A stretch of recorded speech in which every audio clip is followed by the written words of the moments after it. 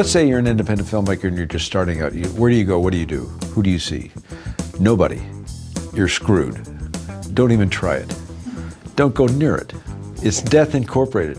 No, if you're an independent filmmaker and you want to get started, you say, well, how can I get started? Where am I going to get support? Fortunately, in the last few years, the online world has provided opportunities that didn't exist before. So you have Kickstarter, you have outfits like that. On the distribution side, you have Netflix, you have Amazon, you have Hulu. So the increase of distribution possibilities and the increased possibilities of financing have kept it alive. It's still hard though. It's a tough business.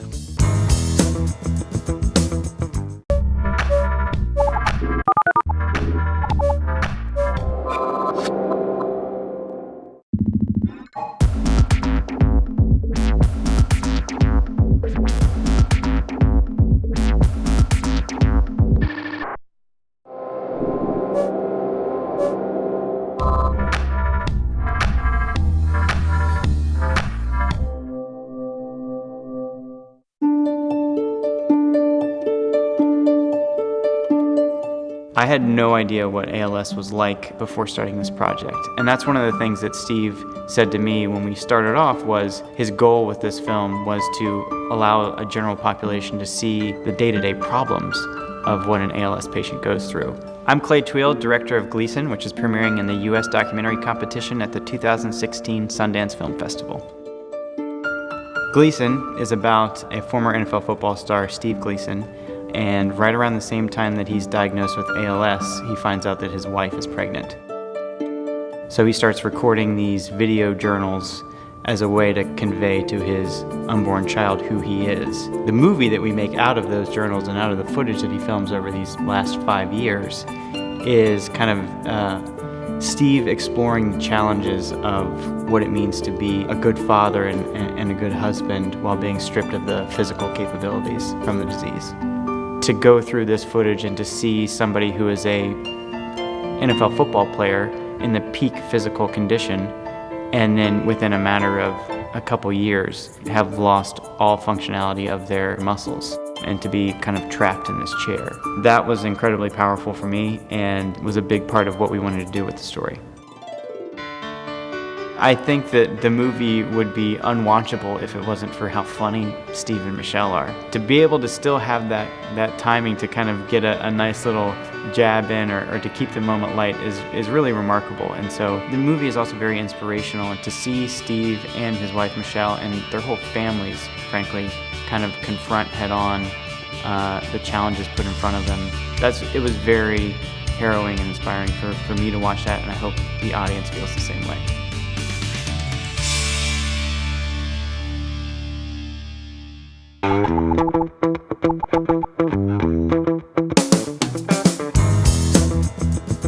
Who have I mentored in my life? I think looking to Sundance, the Sundance Institute, I think our lab, I've sponsored a lot coming through our lab. I think probably the most recent one to mention would be Cary Fukunaga, who's just got a film coming out this week. And he came through the lab and I worked with him at the lab developing Sin Nombre, which is his first film.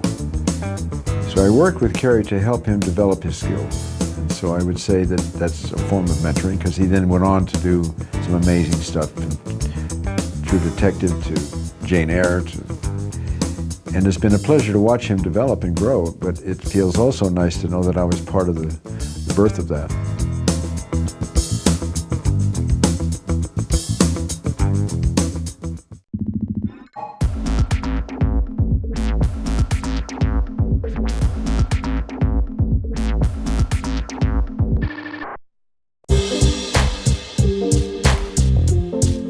Being an actor is putting your emotions out there for everybody to scrutinize. I know what bad acting is.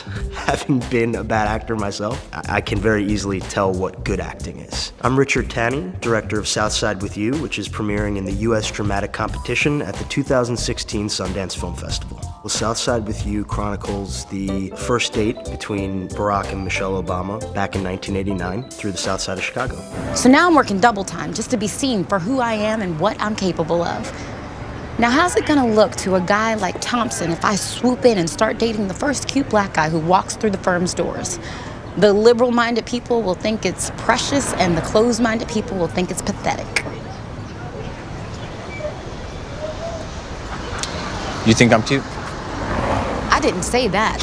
Some of the secretaries described you that way. Nice dodge. The genesis of the idea for the movie came from being fascinated by that look that Barack and Michelle give each other. When I read about their first date, it had the makings of a movie. Michelle was not interested in him at first, but she gave him a chance to prove himself.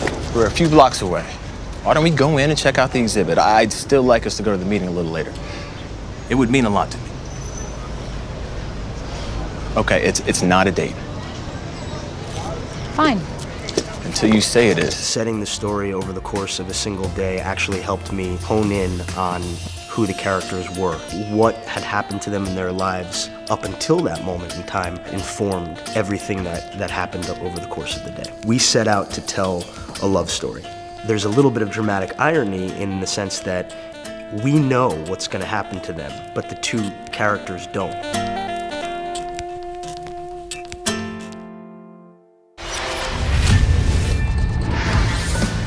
¿Sabéis que hasta hace 10 años las mujeres solo podíamos estudiar en la universidad con la aprobación del Consejo de Ministros? Ellas seguirán luchando por un futuro más justo. ¿Por qué tiene que ser siempre un héroe el que salva a la princesa? Pues igual ya es hora de cambiar eso, ¿no? Ya conocemos muy bien la visión que los hombres tienen del mundo. Ahora lo que necesitamos es conocer la nuestra. La otra mirada. Nueva temporada. Los martes en Europa. Nueva generación.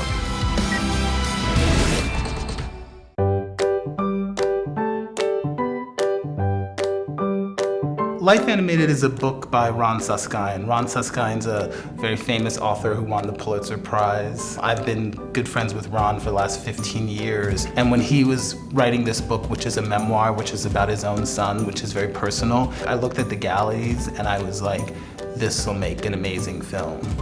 I'm Roger Ross Williams, director of the film Life Animated, which is premiering in U.S. documentary competition at the 2016 Sundance Film Festival. Owen was a very typical kid, but at the age of 3, he was struck by autism. And Owen lost his ability to speak and communicate with the world. And for about 5 years, he watched Disney classic animated films. And his parents realized that he was actually memorizing the dialogue and had taught himself to speak using animated films. So I go up to his room. I see Owen on the bed, flipping through a Disney book. And I see, sort of over to my left, I see Iago, the puppet. And I said, Owen, when did you and I become such good friends? And he said, when I watched Aladdin, you made me laugh. And then we talk, Owen and Iago, for a minute and a half. It's the first conversation we've ever had. It's really a coming-of-age story about Owen as he graduates from school and falls in love and goes out into the world and lives an independent life. And I think he's taught me that every person with autism has something extraordinary to offer us.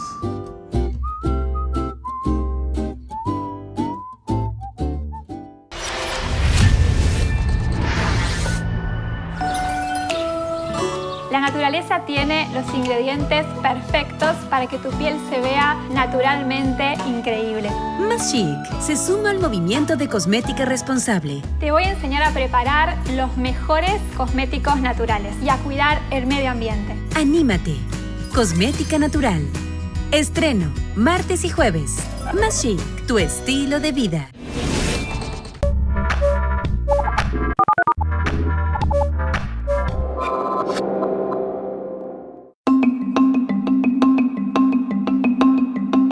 Documentaries are inherently problematic from the start, and most films work super hard to hide the problematic part, and I'm interested in diving in deeply into it. I'm Robert Green. I'm the director of Kate Plays Christine, which is playing in the U.S. documentary competition at the 2016 Sundance Film Festival. So the film's about Caitlin Scheel, who's an actor who's been asked to play the role of Christine Chubbuck. Christine Chubbuck was a woman who committed suicide live on air in 1974. It's trying to understand what happened, why, and what sort of the mystery sort of surrounding it through observing Kate, who's trying to play the role. I'm hoping to find tape of Christine Chubbuck. No, not the tape of her suicide, but anything at all, anything that you have archived of her, I would. Sure. The real question is, should you tell this kind of story? I know that we encountered a lot of problems with how we felt about the story as we learned more, and I really wanted that to be on screen. I feel frustrated because I don't know, I haven't been able to find out very much. A lot of people have opinions about her, a few people remember the story, but no one's had any real particular insight what might have driven her to do it. I don't know, I'm just shooting in the dark. If you can take your experience as the filmmaker and put it on screen, and you can be authentic and sincere about that experience, whatever it is, then you have a chance of communicating something very real. To me, the whole question of like real and fake, I don't want that to be a dead end, I want that to be an opening.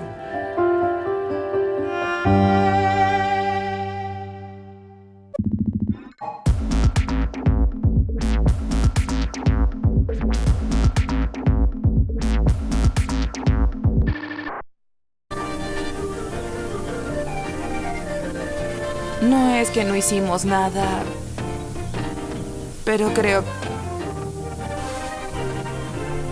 ¿Qué fue eso?